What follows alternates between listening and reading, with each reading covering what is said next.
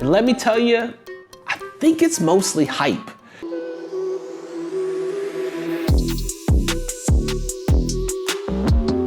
What was the last one? D-Tron did this. I like that one. Okay. Welcome back, everybody, to another episode of D-Tron Does It. Of course, I am D-Tron and I does stuff. And this week, we're gonna be taking a look at a new product that I got in. This thing is the Vizio V-Series 5.1 soundbar. And now this thing is more than just a soundbar. It's got a soundbar, of course, but it also has wireless speakers and a wireless subwoofer, all in this guitar-like packaging. I got this thing for two reasons. The first is because it was gifted to me by my brother. Thanks, bro. But the second reason I got this is because of this thing. This is my old soundbar, also by Vizio. And I don't know if you can tell on camera, but there's a pretty thick layer of dust on top of this thing. Reason being, we don't use it. The reason we don't use it is one really important factor. This thing does a poor job of separating out background audio from dialogue. So I'm hoping setting up this thing, the V-Series, will help us improve the audio listening experience in my living room. And, well, I figured I'd share this experience with you. So what we're gonna do is get this thing unboxed. I'm gonna show you everything that's inside. We'll set it up, listen to the audio, and I'll tell you about some of the pros and cons about this V-Series 5.1 soundbar. One request, if you like this video or my channel or any of the other videos, or you're just feeling generous today, go ahead, hit that subscribe button or the like button, or heck, even share this with a friend. All right, let's get the box open and show you what's inside. All right, so once you get your Vizio packaging open, you'll see there's a couple of different boxes in here. This one here is your cords and accessories. This one has your smaller speakers in it. This is gonna be your subwoofer, again, the wireless subwoofer that comes along, and then of course you have your soundbar itself, which is why this box is shaped so weird. As you get closer up on the soundbar, you can see a pretty sleek design. It's matte black on top, and on the back you have space for your power cord, your HDMI ARC, your optical audio, and another input as well, your aux cord. Here's a close-up of your subwoofer. It's got the Vizio stamped on top, space for your two speakers in the back and a power cord, and the speaker itself is housed in the bottom. This is a close-up on those two smaller speakers. Again, that same matte black design that you saw on the subwoofer and on the soundbar. And then here's your cords, and I'll sort of take you through what comes in the box. There's a cool remote here with a green on the top of it. You have your optical audio cord, also an HDMI ARC cable, and then there's power cords that run from your subwoofer to your smaller speakers, and then there's a power cable for your subwoofer and for your soundbar. There's mounting equipment to put this thing up on the wall if you want, and then of course a user's guide and some Velcro straps. So what I'm doing here is just taking apart my old soundbar, because of course I don't use it anymore. As you can see on the bottom, I'm pointing out that it has some rubber squares on the bottom to keep this thing in place.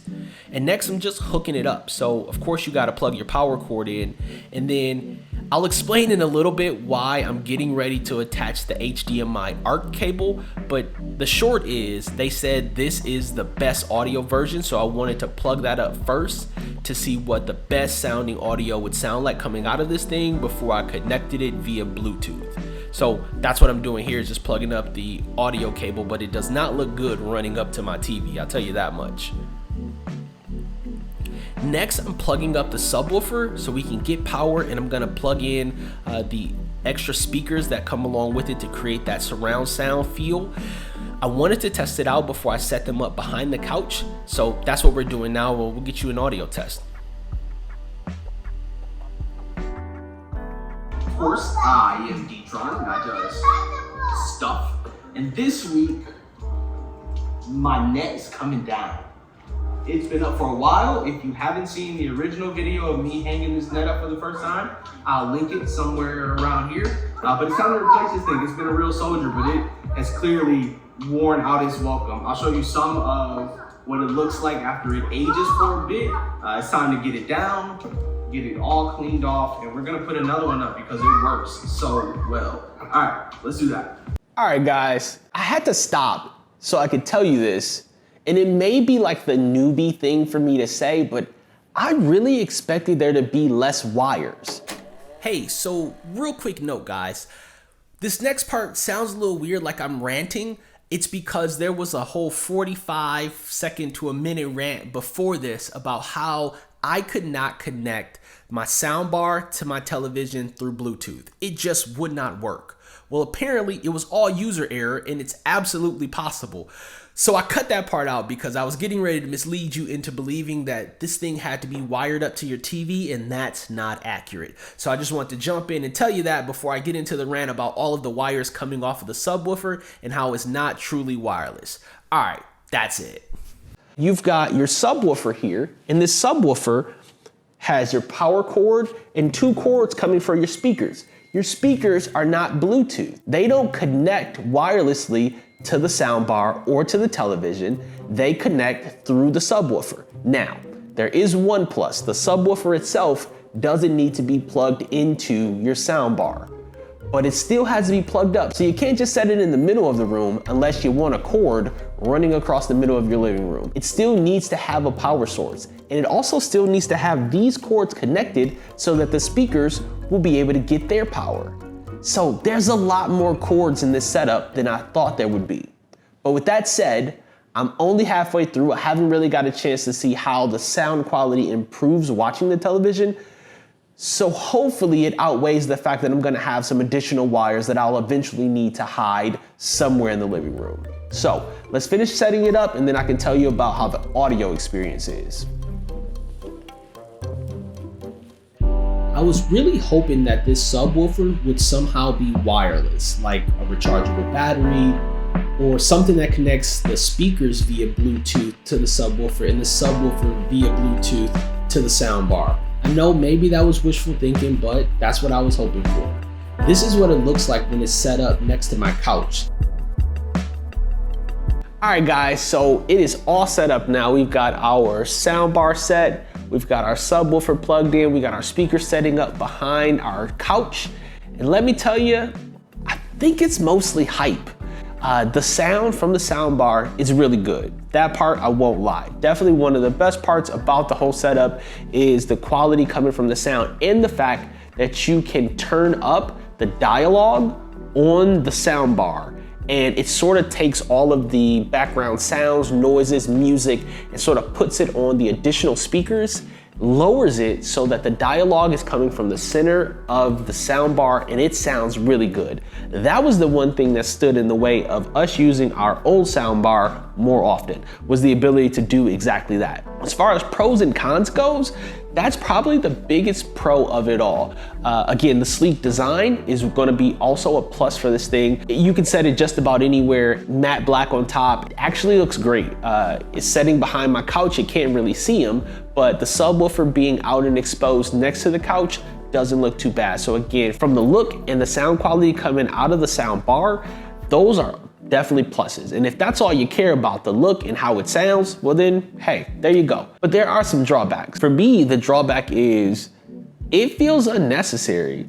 The subwoofer has cords, 3 of them coming out of it. That's not a great look. Granted, it's tucked behind my couch, so most of the time you won't see it. But for me, I know it's there, and it's annoying. The small speakers, they aren't that crisp. They're not nearly as clear as the speaker up front. And I know that they're just there for creating the surround sound feel, but I want that audio, because it's sitting so close to my couch, I want it to be clear for the individual sitting there listening to whatever program is on. Again, great quality dialogue out of the main sound bar, that center speaker. That part is great, but the smaller speakers, they almost felt distorted to me. And I worked through every single setting to see if I could improve the quality of the sound coming out of those speakers. It didn't help. And so you got the subwoofer that feels like just the thump, and maybe it's because I haven't got a chance to watch a movie yet, so I'll run this thing with maybe a Marvel movie here soon to see if I can get some more feeling of being in a theater. But at the moment, it just feels like extra equipment. In a world where I want everything to be wireless, this just made me even more of a fan of things that have Bluetooth, true Bluetooth features. But am I telling you not to buy this? No, I'm not saying that. If you need a surround sound system and you need something that has really clear audio with the ability to distinguish between dialogue and background sounds, this thing is great. For the price, nearly $200, I don't know if I would spend that to get this kind of audio setup. I would definitely want something that is truly, truly wireless. Oh, I left one of the pros off, the remote. The remote is cool. It has a small LED screen at the top to help you know exactly what you're working through so you don't have to guess at it. That does make setting up the audio quality, the EQs, the different modes that it has, it makes all of that a whole lot easier because there is that display screen on the actual remote. But that's really it, guys. I don't think there's enough there for me. If you were thinking about buying this thing or you already own it, let me know your thoughts about the setup, the quality, the overall experience of this Vizio V-Series 5.1 surround sound system. As always, please like, share, subscribe, hit that notifications button, get some alerts, find out when we're dropping new videos, and if you decide not to like, share, or subscribe, you know what? I won't even be mad at you. Till next time, guys, peace.